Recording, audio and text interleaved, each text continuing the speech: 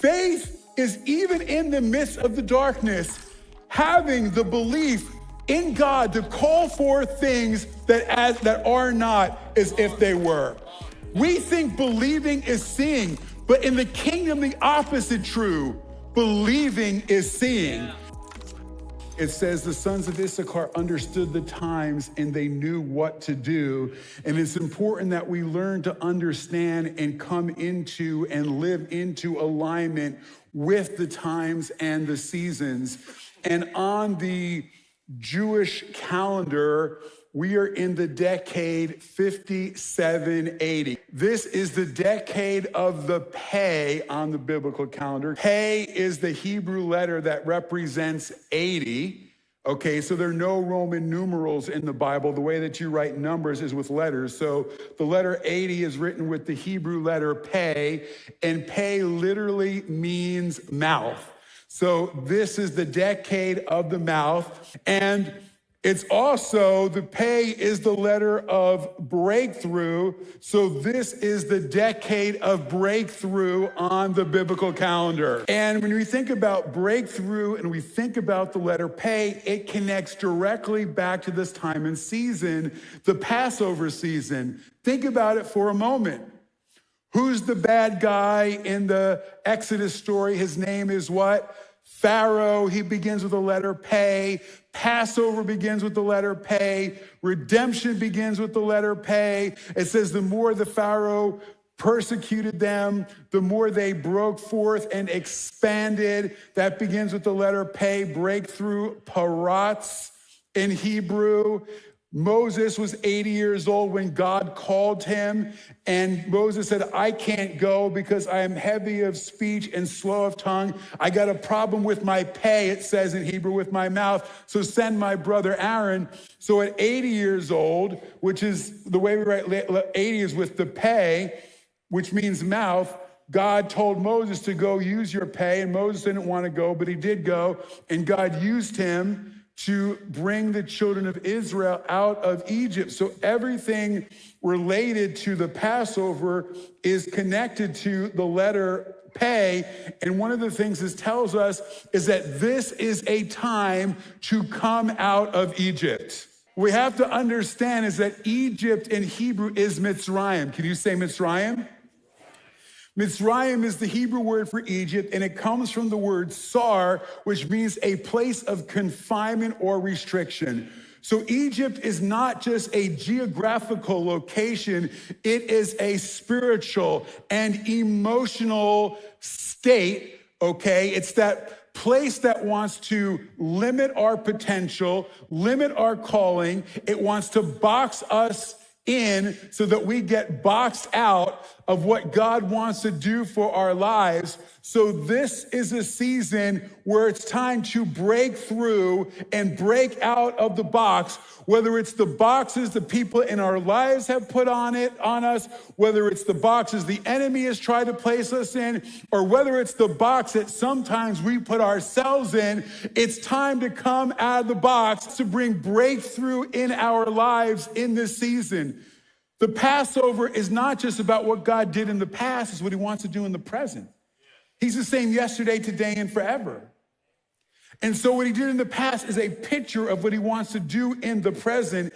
And when I think about breakthrough, when I think about this decade of breakthrough that we're in, and this year on the Hebrew calendar, 5784 is the year of the open door. So God is opening some doors, which also means there's some transitions that are going on. We're in the midst of a transition in our nation, but to understand this breakthrough that God is wanting to bring in our lives, I don't think there's any better passage. One of my favorite in the Gospels, John chapter 2.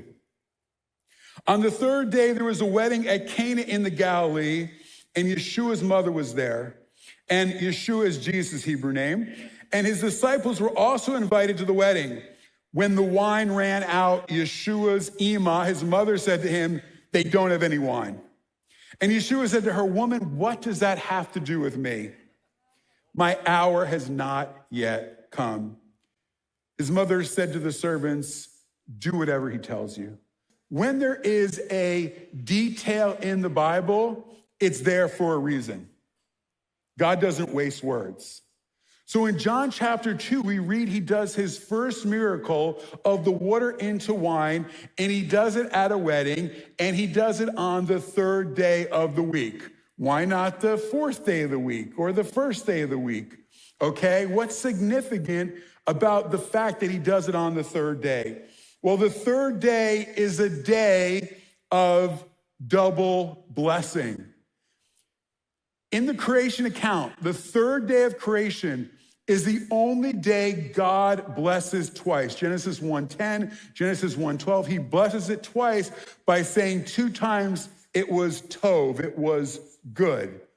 And so it's a day that's doubly blessed. For this reason, if you're ever in Israel on the third day, you're going to see weddings taking place all over the place, right? So Jewish people still get married on the third day that we might be fruitful and blessed.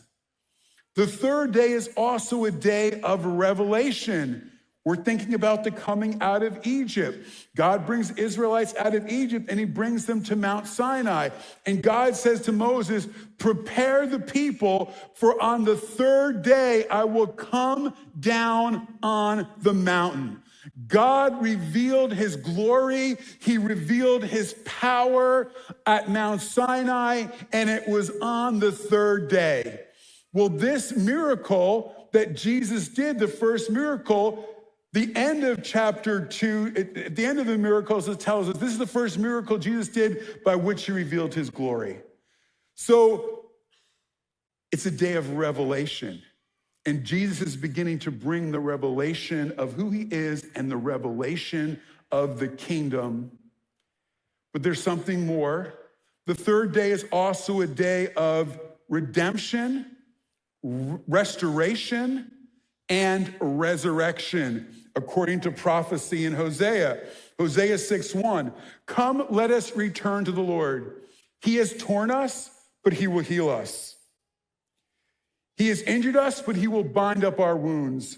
After 2 days, he will revive us, and on the third day, he will restore us that we might live in his presence. The third day is a day of restoration. Why is that significant that he does it on the third day? Think about it for a moment. Why does Yeshua, Jesus, do this miracle at a wedding? Because it all began at a wedding, and it's going to all culminate at a wedding in the Messianic Kingdom, the marriage supper of the Lamb, when we celebrate with him face to face in the kingdom. And so he's restoring, as we'll see, what was lost with the fall. And doing the miracle on the third day ultimately is meant to be a sneak preview of his coming resurrection that happened on the third day. So I believe God wants us not to live out of the lack, but live out of the overflow. And I want to look at some keys to living out of the overflow. The first key to living out of the overflow is faith and trust in the Lord. Think about it for a moment. Mary goes to Jesus and the servants and asks him to do something. He says, my time is not yet come. And what is Mary's response? She says to the servants, whatever he says, do it. She's expecting in faith that he is going to respond, even though it seems from his initial response, he's not going to step in and get involved. But faith moves the heart of heaven. And Jesus responds. We said the third day ties back to creation. One of the things we have to understand with breakthrough faith is that there are 2 levels of faith. There is something I call eye faith, and then there is mouth faith. Think about eye faith. Eye faith is the expression, seeing is what? Believing. But you know what? That is not the deeper level of faith. The deeper level of faith is mouth faith. Think about creation. In the very beginning, The world was formless and void, darkness, chaos. And then God spoke and said, let there be light. And then God saw that the light was good. First, God said it, and then he saw it. That's faith. Faith is even in the midst of the darkness, having the belief in God to call forth things that are not as if they were.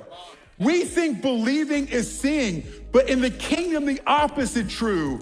Believing is seeing. Because you'll never see it unless you believe it.